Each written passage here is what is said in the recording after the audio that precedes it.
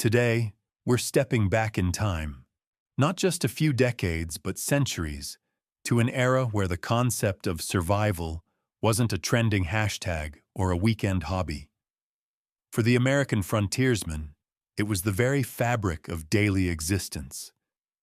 Imagine a world without GPS, without weather apps, without emergency services, a world where the nearest settlement could be hundreds of miles away, and the elements were your most formidable enemy. In this unforgiving crucible of vast forests, towering mountains, and sweeping plains, every decision, every piece of gear, had life or death implications. While we often marvel at their hunting prowess, their navigation skills, or their sheer grit, one of the most overlooked yet critically important aspects of their survival was their clothing. These weren't just garments to keep them modest. They were sophisticated, often handcrafted systems, designed to insulate, protect, and adapt to the brutal whims of Mother Nature. They were quite literally their second skin. So, join us as we uncover the 7 essential survival garments that armed frontiersmen against the biting cold, the scorching sun, the relentless rain, and the myriad dangers of the untamed wilderness. These weren't just clothes. They were ingenious, life-sustaining innovations born of necessity. 1. The wool blanket coat, capote. First up, a true icon of frontier survival, the wool blanket coat, more famously known as the capote. This wasn't just a garment, it was often a frontiersman's mobile home, his sleeping bag, and his primary line of defense against the elements. Many capotes were fashioned directly from standard issue, heavy-duty wool blankets, most notably the iconic Hudson's Bay Company point blankets. These blankets were prized commodities, traded for furs, and their value extended far beyond their monetary worth. What made the wool capote so indispensable? It boils down to the inherent properties of wool itself. Unlike cotton, which loses nearly all its insulating capability when wet, wool retains a remarkable amount of warmth, even when thoroughly soaked. This was a game-changer in a climate prone to sudden downpours, melting snow, and river crossings. The lanolin, a natural wax present in wool, provided a degree of water repellency, causing rain to bead up and run off, at least initially. The capote's design was elegantly simple yet profoundly effective. A large rectangular blanket would be folded, cut, and sewn to create a generous, often hooded, coat. The loose fit allowed for critical layering underneath and provided an insulating air pocket. Many frontiersmen would cinch it tight with a leather belt or a woven sash. Imagine hunkering down by a meager fire in a blizzard. That thick wool capote was the difference between shivering uncontrollably towards hypothermia and maintaining a core body temperature. It was durable, repairable, and utterly vital for anyone spending extended periods in the wilderness, effectively acting as a mobile shelter system. 2. Deerskin or buckskin leggings. Let's delve deeper into one of the frontiersman's most practical and protective garments, deerskin or buckskin leggings. In an era devoid of modern synthetic fabrics and durable denim, the natural world provided the most resilient materials, and animal hides, particularly from deer, elk, or moose, were paramount. These weren't merely decorative additions. They were robust armor for the lower body, an absolute necessity for survival in the unforgiving wilderness. Imagine the daily grind of a frontiersman's life. Traversing dense brush, pushing through thorny thickets, scrambling over rocky outcrops, or wading through swampy wetlands. Common fabrics like linen or cotton, while breathable, would quickly tear, snag, and offer little to no protection against the myriad hazards. Buckskin, however, with its remarkable strength and tear resistance, could withstand incredible abuse. It was literally their shield against the environment. The quality of these leggings often depended on the tanning process. Brain-tanned buckskin, a traditional Native American method adopted by frontiersmen, produced an incredibly soft, supple, and pliable leather that remained flexible even when wet and dried soft. This was crucial for comfort during long treks. Other methods, like bark tanning, produced stiffer but perhaps even more durable hides, suitable for specific applications. The natural oils and fibers within the leather also provided a surprising degree of water resistance, causing dew and light rain to bead and run off, keeping the wearer drier for longer than fabric alternatives. Beyond simple abrasion resistance, the thickness and density of these leather leggings offered crucial protection against more insidious threats. They were a formidable barrier against insect bites, a lifesaver in mosquito-infested swamps or tick-ridden forests where disease was a constant threat. More dramatically, they offered a genuine, though not infallible, degree of protection against snake bites.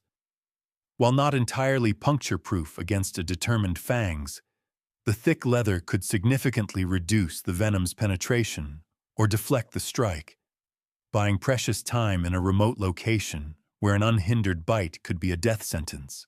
These leggings weren't just tough, they were also remarkably adaptive to varied climates. In colder conditions, the leather provided excellent insulation against wind and cold, trapping a layer of air close to the skin. In warmer weather, especially with brain-tanned buckskin, the material's natural pores allowed for a surprising level of breathability, preventing the clamminess and overheating often associated with less breathable materials. This meant the frontiersmen could wear them comfortably for extended periods, regardless of temperature fluctuations. Typically, these leggings were worn over a simpler, lighter pair of drawers or linen breeches. They were often cut to fit snugly around the leg and secured either by being tied directly to a belt or integrated into a longer hunting shirt. Some designs featured ties down the side seams, allowing for easy adjustment or quick removal. Their inherent durability meant they could endure years of rigorous use, and importantly, they were readily repairable in the field with basic tools like an awl and sinew. A torn seam or a small puncture could be mended, extending the life of the garment indefinitely. For a frontiersman who depended on his legs to carry him through hundreds of miles of untamed territory, these deerskin leggings were an absolutely vital piece of his survival kit, ensuring both protection and mobility in the harshest conditions. 3. The moccasin. Let's turn our attention to the quintessential footwear of the North American frontier, the moccasin. Far from being a simple, flimsy shoe, the moccasin was a highly specialized and meticulously crafted piece of footwear, perfectly adapted to the diverse terrains and the critical need for stealth and agility in the wilderness. For the frontiersmen, these were not just shoes. They were an extension of their senses, connecting them intimately with the ground beneath their feet. Unlike the rigid, heavy, and often clunky hobnailed boots common in Europe, moccasins offered unparalleled ground feel. This was a profound advantage. It allowed the wearer to navigate uneven, treacherous terrain with greater precision and balance, detect subtle changes underfoot, a loose stone, a hidden root, the presence of a snake, and move with remarkable stealth. This ability to move silently and purposefully was absolutely crucial for hunting game, tracking quarry, or indeed, for avoiding detection by hostile parties. Moccasins were typically crafted from soft, supple, brain-tanned deerskin, elk hide, or moose hide, prized for its strength, flexibility, and comfort. The specific construction varied widely, influenced by the myriad Native American cultures from whom the frontiersmen adopted and adapted these designs. Some were simple, single-piece wraparound styles, while others featured a separate vamp, the upper part over the instep, or a pucker toe construction that allowed for a very pliable forefoot. Many included a thicker, sometimes hardened rawhide sole sewn on for added durability, especially for travel over rougher ground. One of their most significant survival advantages was their inherent repairability. In a remote wilderness where access to cobblers was non-existent, a torn seam or a worn sole on a moccasin could be quickly patched or entirely re-sewn in the field using basic tools like an awl, a bone needle, and readily available materials like sinew or leather thongs. This stood in stark contrast to a broken or severely damaged European boot, which could easily leave a man stranded, miles from any hope of repair. While moccasins didn't offer the rigid ankle support of modern hiking boots, their flexibility was often a greater advantage. This flexibility reduced foot fatigue on long treks, allowed for a more natural and silent gait, and accommodated swelling feet over days of continuous travel. They were exceptionally lightweight, which further contributed to reduced fatigue on long marches. It's true that moccasins, particularly the softer-soled varieties, were susceptible to water saturation. However, frontiersmen developed strategies to mitigate this. They often carried extra pairs, allowing one set to dry while another was worn. They might stuff them with insulating dry grass or even animal fur for added warmth in cold, wet conditions. Drying them by a fire was common practice, though careful attention was needed to prevent the leather from hardening or shrinking. For silent movement through dense forests, stalking game, or traversing the soft, leaf-covered floors of the woodlands, the moccasin was an undisputed masterpiece of wilderness footwear, a testament to practical design born from centuries of indigenous knowledge. It was a primary tool for stealth, endurance, and connection to the land. 4. The fur hat or cap. When discussing survival garments of the frontiersman, the fur hat or cap stands out as a critical, often life-saving piece of equipment. Its importance stems from a fundamental physiological truth. The head is a major point of heat loss. In cold weather, an uncovered head can account for a disproportionately large percentage of the body's total heat loss, sometimes as much as 40–50%. For a frontiersman battling hypothermia in a blizzard or enduring freezing temperatures for days on end, a well-insulated head was not just about comfort. It was about maintaining core body temperature and preventing catastrophic heat depletion. These hats were fashioned from the dense, insulating pelts of various animals abundant in North America. Beaver fur, with its incredibly thick undercoat and glossy guard hairs, was highly prized for its exceptional warmth and water repellency. Other common choices included muskrat, fox, wolf, bear, and raccoon, each offering a unique balance of warmth, durability, and availability. The natural density and loft of the fur effectively trapped a layer of warm air close to the scalp, acting as a highly efficient thermal barrier against the brutal cold. The designs of fur hats varied, but all prioritized practicality. Many featured ear flaps that could be tied up over the crown in milder conditions, or more importantly, securely fastened down under the chin to protect the ears and sides of the face from biting winds, frostbite, and driving snow. Some designs, like the iconic coonskin cap, were simpler, round caps, while others mimicked the more elaborate trapper's hat styles. Regardless of the specific cut, the primary function remained the same: maximum heat retention. Beyond just warmth, a good fur hat offered multiple layers of protection. The natural oils and dense pile of the fur provided excellent resistance to rain and snow, shedding moisture effectively and preventing it from soaking through to the wearer's head. A far superior performance to felt or loosely woven wool in many wet conditions.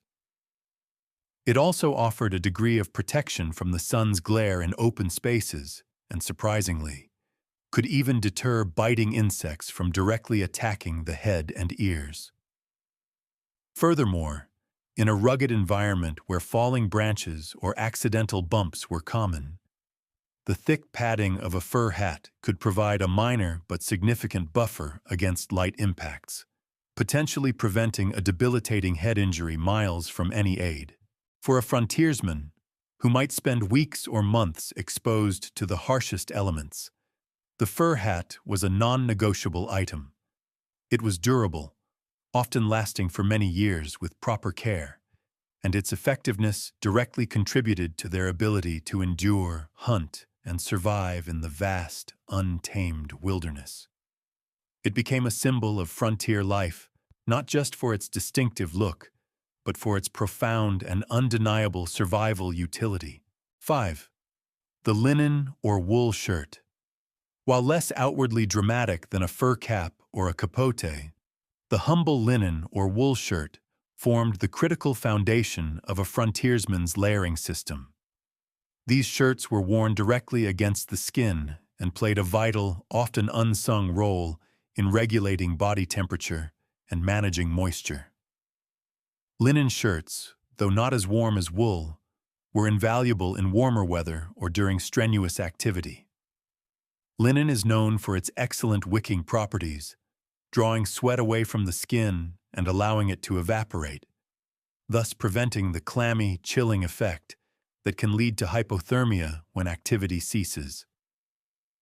It's also incredibly durable, dries relatively quickly, and becomes softer with each wash, making it comfortable for extended wear. Wool shirts, on the other hand, were the champions for colder conditions. Like the wool blanket coats, wool shirts retained their insulating properties even when damp or wet. This was a revolutionary advantage in a time without synthetic moisture-wicking fabrics.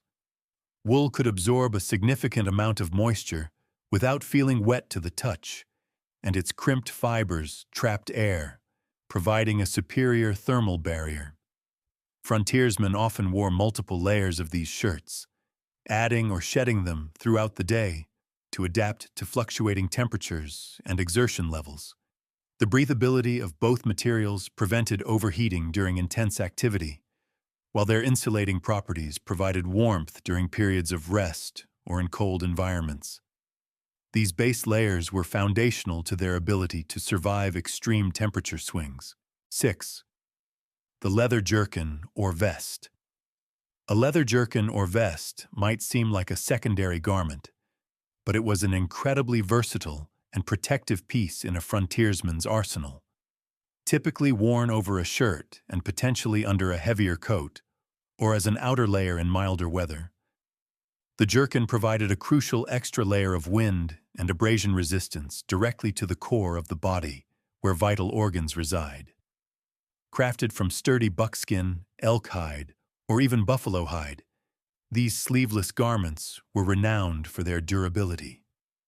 They offered excellent protection against the scrapes and tears from navigating dense underbrush, provided a buffer against minor cuts, and could even lessen the impact of a glancing blow. By protecting the torso, they significantly reduced core heat loss, making a substantial difference in cold, windy conditions. One of the key advantages of a jerkin was its design.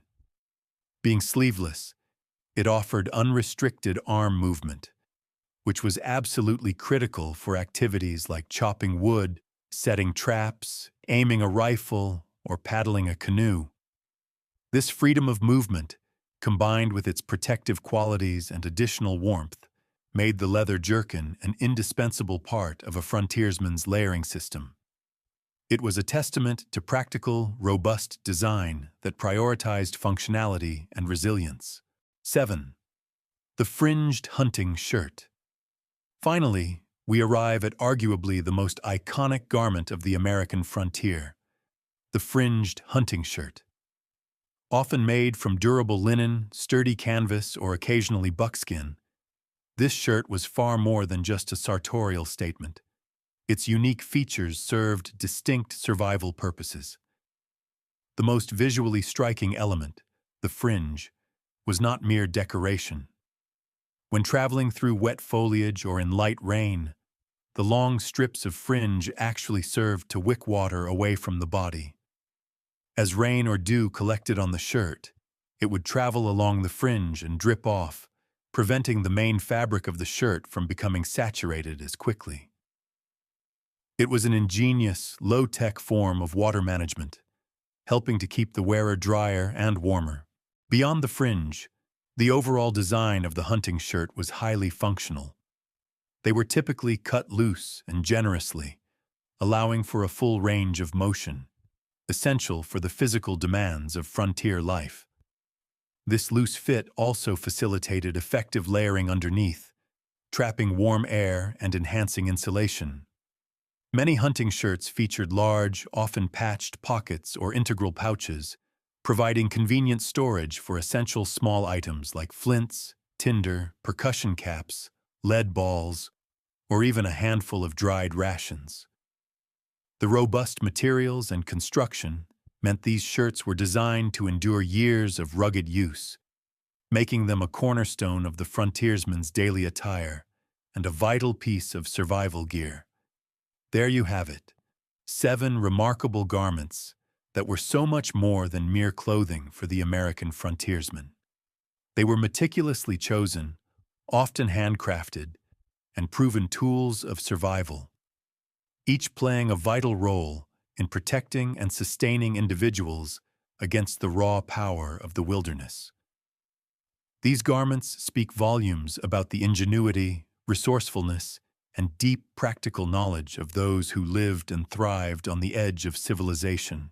They remind us that true survival gear isn't always about the latest high-tech innovation, but often about understanding the properties of natural materials and employing clever, time-tested designs. The frontiersman's clothing system was a testament to adaptation, durability, and a profound connection to their environment. If this deep dive into frontier fashion and survival has sparked your interest, please hit that like button, subscribe to the channel for more historical explorations, and share your thoughts in the comments below. Which of these garments do you think was the most critical for survival? Thanks for watching, and we'll see you in the next adventure.